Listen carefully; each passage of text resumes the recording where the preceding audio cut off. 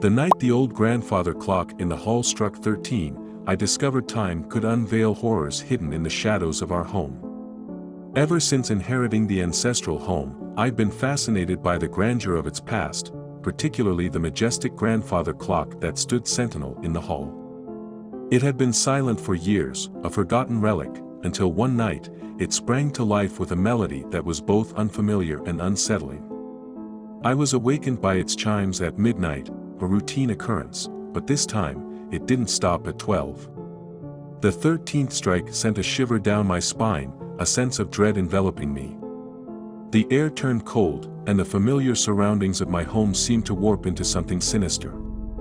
Venturing into the hall, I found the clock, its pendulum swinging with a fervor that defied its age. The shadows in the corner of the room seemed to deepen, coalescing into a dark figure that wasn't there before. It stood motionless, watching, its form unclear but its presence unmistakable. I wanted to flee, to retreat to the safety of my room, but a strange compulsion urged me to approach. As I neared, the air grew colder, the silence of the house punctuated only by the erratic beating of my heart and the relentless ticking of the clock. The figure in the shadows began to move, its form becoming clearer, a whisper of a bygone era clad in the vestiges of the past. It reached out, its hand almost touching mine, and in that moment, I heard a voice, a whisper from the depths of time, recounting tales of sorrow and secrets long buried within these walls. As quickly as it began, the encounter ended.